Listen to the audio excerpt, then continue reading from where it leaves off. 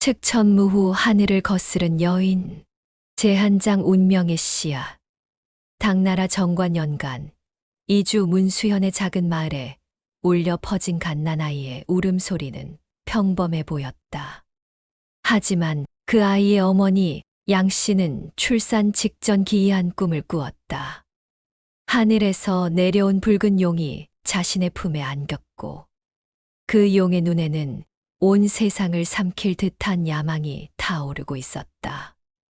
이 아이는 범상하지 않습니다. 잔파가 떨리는 목소리로 중얼거렸다. 갓 태어난 아기의 눈동자가 너무도 또렷하고 예리했기 때문이다. 마치 이미 모든 것을 알고 있는 듯한 그런 눈빛이었다. 훗날 측천무후가 될 이 아이는 그렇게 세상에 태어났다. 아버지 무사확은 당나라 초기의 공신이었지만 가문의 뿌리는 깊지 않았다. 신흥 세력이었던 것이다. 하지만 무조는 어려서부터 남다른 총명함을 보였다. 다른 여자아이들이 바느질과 요리를 배울 때 그녀는 아버지의 서재에서 사서삼경을 담독했다. 아버지, 왜 여자는 정치를 할 수 없나요? 12살 무조의 질문에 무사확은 당황했다. 그 또렷한 눈동자 속에서 그는 예사롭지 않은 야심을 읽었다. 그것이 하늘의 이치란다. 하늘의 이치라면 언젠가는 바뀔 수도 있는 것 아닌가요? 무사확은 말문이 막혔다. 12살 아이의 입에서 나온 말이라고는 믿기 어려웠다. 제두장 궁궐에 입성. 정관 11년 14세의 무조에게 운명을 바꿀 기회가 찾아왔다. 당 태종 이세민이 미인을 선발한다는 소식이 전해진 것이다. 무조의 어머니 양 씨는 딸의 미모에 자신이 있었지만 무엇보다 궁궐에 들어가면 신분 상승의 기회가 있다고 생각했다. 좋아. 이번이 우리 가문이 일어설 기회란다. 하지만 무조의 생각은 달랐다. 그녀에게 궁궐은 단순히 좋은 결혼을 위한 수단이 아니었다. 권력의 중심에 다가갈 수 있는 유일한 통로였다. 선발 당일 수백 명의 미녀들 사이에서 무조는 유독 눈에 띄었다. 그녀의 미모도 뛰어났지만 무엇보다 그 당당한 자세와 두려움 없는 눈빛이 인상적이었다. 이름이 무엇이냐? 태종이 직접 물었다. 무조 우자오라고 하옵니다. 폐하. 무조. 무력으로 빛을 낸다는 뜻이로구나. 흥미롭다. 태종은 미소를 지었다. 그 순간 무조는 직감했다. 자신의 인생이 완전히 바뀔 것이라는 것을. 무조는 제인 자일련의 지위로 궁에 들어갔다. 제인은 후궁의 낮은 등급이었지만 무조에게는 충분한 출발점이었다. 그녀는 다른 후궁들이 황제의 총애만을 바라며 경쟁할 때 조용히 권력의 구조를 파악하고 있었다. 제3장 첫 번째 도야. 태종의 총애를 받기 위해 무조는 남다른 전략을 택했다.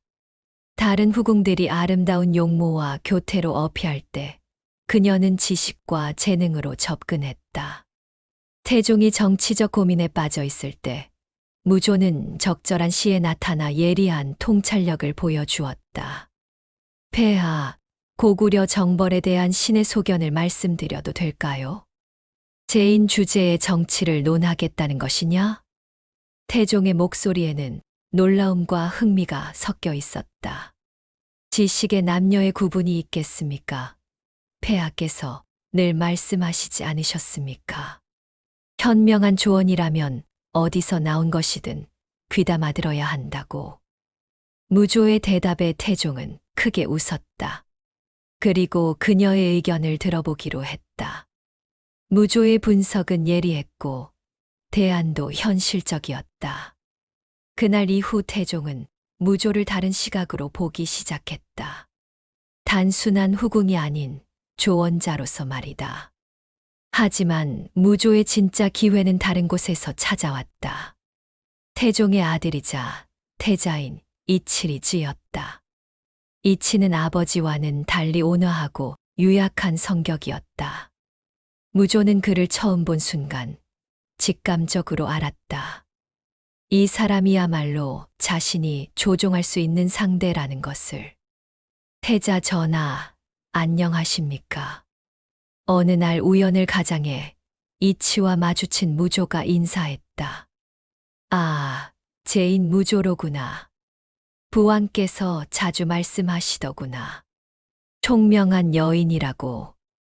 이치의 얼굴이 붉어졌다. 무조의 아름다움에 순식간에 매료된 것이다. 무조는 내심 미소 지었다. 계획대로였다. 제내장 권력의 이동. 정관 23년 태종이 죽었다. 무조에게는 위기이자 기회였다. 당나라의 관례에 따르면 전 황제의 후궁들은 모두 감업사로 보내져 비구니가 되어야 했다. 하지만 무조에게는 비밀 무기가 있었다. 바로 새 황제 고종 이치의 마음을 이미 사로잡았다는 것이다.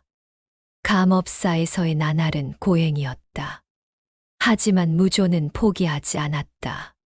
고종이 감업사를 찾을 때마다 그녀는 자신의 존재를 어필했다. 폐하, 신첩은 여전히 폐하만을 생각하고 있사옵니다. 무조. 나도 그대를 잊을 수 없었다.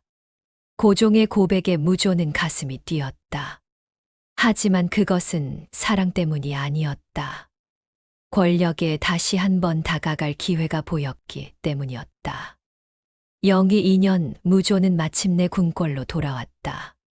고종의 소위 저위가 된 것이다. 하지만 궁궐의 상황은 만만치 않았다. 왕왕후와 소수비가 고종의 총애를 두고 치열하게 경쟁하고 있었고, 무조는 후발주자였다. 왕왕후를 조심해야 합니다, 전하. 무조가 고종에게 속삭였다. 왜 그런 말을 하는 것이냐? 황후께서는 전하의 뜻보다 외척들의 권력을 더 중시하시는 것 같습니다. 전하의 권위를 위협할 수 있습니다. 무조의 이간질은 교묘했다. 고종의 성격을 정확히 파악하고 그의 불안감을 자극한 것이다. 제5장 잔혹한 승부. 권력 투쟁은 치열했다. 무조는 왕왕후와 소수비 사이에서 줄타기를 하며 서서히 자신의 입지를 넓혀갔다. 그리고 마침내 결정적인 기회가 찾아왔다. 무조가 아들을 낳은 것이다. 고종은 기뻐했고 무조의 지위는 더욱 공고해졌다. 하지만 진짜 승부는 이제부터였다.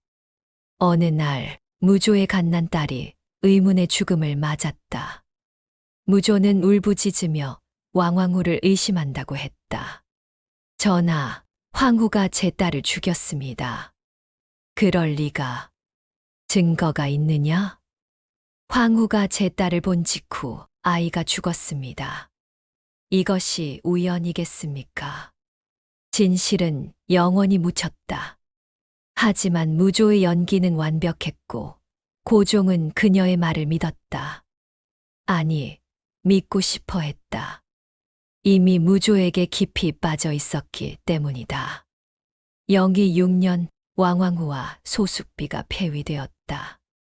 그리고 무조가 새로운 황후가 되었다. 신분이 낮은 여인이 황후가 된 것은 전례 없는 일이었다. 축하드립니다, 황후 마마. 신하들의 축하 인사를 받으며 무조는 생각했다. 이제 시작일 뿐이라고. 제6장 권력의 맛. 황후가 된 무조는 본격적으로 정치에 개입하기 시작했다. 고종이 정무를 볼 때 옆에서 의견을 제시했고 점차 영향력을 확대해 갔다. 전하, 장손무기의 발언은 문제가 있습니다. 어떤 문제 말인가? 그는 전하의 권위를 무시하고 있습니다. 신하가 감히 황제의 결정에 공개적으로 반대한다는 것은. 무조의 말에 고종은 고개를 끄덕였다. 무조는 고종의 약한 성격을 정확히 파악하고 있었다. 그는 권위에 대한 도전을 가장 싫어했다. 하나씩 무조는 자신에게 반대하는 신하들을 제거해 갔다. 직접적인 방법은 사용하지 않았다. 고종을 통해 자연스럽게 좌천시키거나 파면시켰다. 황후마마의 정치적 식견은 정말 뛰어나십니다. 아첨하는 신하들이 늘어갔다. 무조는 그들을 적절히 활용했다. 권력은 혼자서는 유지할 수 없다는 것을 잘 알고 있었기 때문이다. 용삭 원년 고종이 병에 걸렸다. 두통과 어지럼증에 시달리며 정무를 제대로 볼 수 없는 상태가 되었다. 무조에게는 절호의 기회였다. 전하, 신첩이 대신 정무를 보겠습니다. 그렇게 해주면 고맙겠다. 고종의 허락으로 무조는 사실상 황제의 권한을 대행하기 시작했다. 신하들은 처음에는 당황했지만 무조의 능력을 보고 점차 인정하게 되었다. 제7장 권력의 정점을 향하여. 무조의 정치는 예리하고 효율적이었다. 그녀는 능력 위주로 인재를 등용했고 신분에 상관없이 재능 있는 사람들을 발탁했다. 이는 기존 귀족들의 반발을 샀지만 새로운 세력들의 지지를 얻었다. 디인거를 대리승으로 임명하겠다. 무조의 발언에 조정이 술렁였다. 디인걸은 출신은 미미하지만 탁월한 수사 능력과 공정한 판단력으로 유명한 인물이었다. 황후마마, 디인걸은 문벌이. 문벌이 중요한가? 능력이 중요한가? 무조의 한마디에 신하들은 입을 다물었다. 디인걸은 무조의 기대에 부응했다. 그는 공정한 재판으로 백성들의 신뢰를 얻었고 무조의 치세가 안정되는데 크게 기여했다. 하지만 무조의 야망은 여기서 끝나지 않았다. 그녀는 자신만의 왕조를 꿈꾸고 있었다. 전하, 신첩이 하나 제안할 것이 있습니다. 무엇인가? 연호를 바꾸는 것은 어떨까요? 새로운 시대의 시작을 알리는 의미로. 고종은 잠시 생각하더니 고개를 끄덕였다. 그렇게 건봉간펑이라는 새로운 연호가 시작되었다. 무조는 한 걸음씩 자신의 목표에 다가가고 있었다. 제8장 황제의 죽음과 새로운 시작. 홍도 원년 12월 고종이 세상을 떠났다. 무조에게는 예상된 일이었다. 고종의 건강 상태를 가장 잘 알고 있었던 것도 그녀였다. 황태자 이현을 중종으로 즉위시키겠다. 무조의 발표에 조정은 안도했다. 정상적인 왕위 계승이 이루어진 것처럼 보였기 때문이다. 하지만 무조의 진짜 계획은 따로 있었다. 중종은 아버지와는 달리 자주적인 성향을 보였다. 즉위 후 얼마 지나지 않아 무조와 갈등을 빚기 시작했다. 태후마마, 이제는 제가 정무를 직접 보겠습니다. 황상께서는 아직 경험이 부족하십니다. 조금 더 배우신 후에. 아닙니다. 저는 더 이상 어린아이가 아닙니다. 중종의 반발에 무조는 차갑게 미소 지었다. 예상한 일이었다. 그렇다면 어쩔 수 없군요. 한 달 후 중종이 폐위되었다. 무조는 그를 장릉왕으로 강등시키고 동생인 예왕 이단을 예종으로 즉위시켰다. 황상 정무는 제가 대행하겠습니다. 황상께서는 학문에 전념하시기 바랍니다. 예종은 고개를 끄덕일 수밖에 없었다. 형의 운명을 지켜본 그로서는 다른 선택이 없었다. 제9장 새로운 왕조의 탄생. 수년간 실권을 쥐고 정치를 해온 무조는 마침내 마지막 단계에 들어섰다. 천수원년 그녀는 충격적인 발표를 했다. 하늘의 뜻에 따라 새로운 왕조를 세우겠다. 조정은 발칵 뒤집혔다. 왕조를 바꾼다는 것은 전례 없는 일이었고, 더욱이 여성이 황제가 된다는 것은 상상할 수도 없었다. 태후마마, 이는 천리에 어긋나는 일입니다. 몇몇 신하들이 반대했다. 하지만 무조는 이미 모든 준비를 마친 상태였다. 하늘이 내게 천명을 내렸다.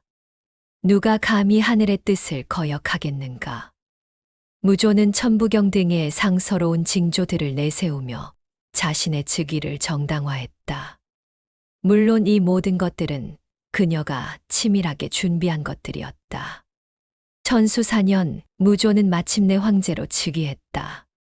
중국 역사상 유일무이한 여황제의 탄생이었다. 그녀는 국호를 주조로 바꾸고 자신을 성신황제라고 칭했다. 짐이 바로 하늘이 내린 성신황제다. 궁전에 울려 퍼진 무조의 선언은 새로운 시대의 시작을 알리는 신호였다. 제10장 여황제의 치세. 황제가 된 무조, 즉 측천무후는 강력한 개혁 정치를 펼쳤다. 그녀의 치세는 논란이 많았지만 분명한 성과도 있었다. 먼저 그녀는 과거제를 대폭 확대했다. 문벌 귀족이 아닌 일반 백성들도 능력만 있으면 관리가 될 수 있도록 한 것이다. 능력 있는 자라면 출신을 묻지 않겠다. 이 정책으로 많은 인재들이 등용되었고 국가 운영의 효율성이 크게 향상되었다. 또한 무후는 농업 정책에도 힘을 기울였다. 둔전제를 확대하고 수리시설을 정비하여 농업 생산력을 크게 늘렸다. 백성이 굶주리면 황제도 의미가 없다. 무후의 이런 철학은 실제로 백성들의 삶을 개선시켰다. 그녀의 치세 동안 인구가 크게 늘어났고 경제도 안정되었다. 하지만 무후의 통치에는 그림자도 있었다. 반대 세력을 제거하기 위해 비밀경찰 조직을 운영했고 고발을 장려하여 공포 정치를 펼쳤다. 주인 황제를 비판하는 자는 누구든 용서하지 않겠다. 수많은 사람들이 무고한 죄로 처형되었고 궁정은 의심과 불신으로 가득했다. 제11장 권력의 그림자. 무후의 치세가 계속되면서 여러 문제들이 불거지기 시작했다. 특히 그녀가 총애하는 장혁지, 장창종 형제의 전행이 심각한 문제가 되었다. 폐하, 장씨 형제들의 행동이 도를 넘고 있습니다. 디인거를 비롯한 충신들이 간언했지만 무후는 듣지 않았다. 권력의 정점에 서면서 그녀도 점차 독단적으로 변해가고 있었다. 짐의 총애를 받는 자들을 감히 비판하겠는가. 무후의 이런 변화는 조정의 분위기를 더욱 경직시켰다. 신하들은 점점 더 소극적이 되었고 정치의 활력이 떨어졌다. 한편 폐위된 이씨 황족들의 복권을 요구하는 목소리도 커져갔다. 특히 측천대성이라는 무후의 조카가 권력을 농단하자 반발은 더욱 거세졌다. 무씨 일족이 나라를 망치고 있다. 비밀리에 돌아다니는 이런 소문들을 무후도 모르지 않았다. 하지만 그녀는 자신의 권력에 도취되어 현실을 제대로 보지 못하고 있었다. 제12장 내부의 적. 신룡원년 무후에게 큰 위기가 찾아왔다. 장혁지, 장창종 형제에 대한 반감이 절정에 달한 것이다. 저 간신배들 때문에 국정이 문란해지고 있다. 재상장간지를 비롯한 대신들이 비밀리에 모의를 시작했다. 그들의 목표는 단순했다. 장씨 형제를 제거하고 정상적인 정치를 회복하는 것. 우리가 행동하지 않으면 나라가 망한다. 환관 이다조도 이들과 손을 잡았다. 궁중의 실권자였던 그의 참여로 계획은 더욱 구체화되었다. 신룡 원년 정월 정변이 일어났다. 장간지 등이 궁궐을 습격하여 장씨 형제를 제거한 것이다. 폐하, 간신배들을 처단했사옵니다. 피범벅이 된 장씨 형제의 목을 들고 온 신하들을 보며 무후는 충격을 받았다. 하지만 더 큰 충격은 그 다음이었다. 폐하, 이제는 물러나실 때입니다. 무슨 소리냐? 중종을 복위시키시고 폐하께서는 상황태후로 물러나시기 바랍니다. 무후는 벌벌 떨었다. 자신이 그토록 공들여 쌓은 권력이 한순간에 무너지는 것을 느꼈다. 제13장 권력의 종말. 무후는 끝까지 저항했다. 하지만 이미 대세는 기울어져 있었다. 조정의 모든 실력자들이 그녀에게 등을 돌린 상황에서 더 이상 버틸 수가 없었다. 좋다. 중종을 복위시키겠다. 결국 무후는 굴복할 수밖에 없었다. 15년간 중국을 지배했던 여황제의 시대가 막을 내리는 순간이었다. 중종이 복위되고 무후는 상궁태후가 되었다. 하지만 그녀의 영향력은 완전히 사라졌다. 더 이상 누구도 그녀를 두려워하지 않았다. 태후마마, 건강은 어떠하십니까? 형식적인 무난 인사를 받으며 무후는 쓸쓸함을 느꼈다. 권력이 얼마나 허무한 것인지를 뼈저리게 깨달았다. 신룡 원년 12월, 무후는 상양궁에서 쓸쓸히 생을 마감했다. 82세의 나이였다. 에필로그, 영원한 논쟁. 무후의 죽음과 함께 그녀에 대한 평가가 시작되었다. 어떤 이들은 그녀를 잔혹한 찬탈자라고 비난했고, 또 다른 이들은 뛰어난 정치가라고 칭송했다. 측천무후는 중국 역사상 유일한 정통 여황제였다. 그녀의 치세 동안 백성들의 삶이 개선되었다. 하지만 그 과정에서 너무 많은 사람들이 희생되었다. 권력을 위해서라면 수단과 방법을 가리지 않았다. 엇갈린 평가들이 쏟아졌다. 하지만 한 가지는 분명했다. 무후는 중국 역사에 지울 수 없는 발자취를 남겼다는 것이다. 오늘날까지도 측천무후에 대한 논쟁은 계속되고 있다. 그녀는 과연 영웅인가? 악인인가? 위대한 정치가인가? 권력의 눈먼 야심가인가? 아마도 이 질문에 대한 명확한 답은 없을 것이다. 다만 분명한 것은 그녀가 자신의 시대를 온전히 지배했던 강인한 여성이었다는 사실이다.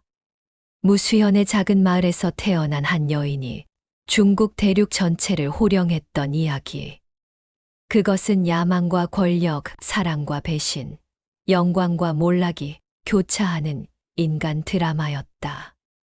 무후의 무덤 앞에 세워진 무자비 우즈베이는 그녀의 마지막 메시지였다. 글자 하나 새기지 않은 채 서 있는 그 비석은 마치 말하는 듯했다. 내 공과는 후세가 평가하라. 그녀가 떠난 자리에는 수많은 이야기들이 남았다. 권력의 정점에서 맛본 영광의 순간들, 사랑하는 사람들을 잃으며 느꼈던 고독감, 그리고 마지막까지 포기하지 않았던 강인한 의지. 측천무후 무조. 그녀의 이름은 시간이 흘러도 결코 잊히지 않을 것이다. 하늘을 거스르며 자신만의 길을 걸었던 한 여인의 이야기로서 말이다. 권력은 잡는 것보다 놓는 것이 더 어렵다.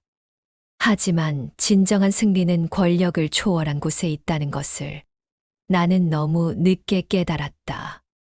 측천무후의 마지막 독백 중에서. 작가 후기. 측천무후는 중국 역사상 가장 논란이 많은 인물 중 하나입니다. 그녀에 대한 기록들은 대부분 남성 사관들에 의해 쓰여졌기 때문에 부정적인 면이 과장되었을 가능성이 높습니다.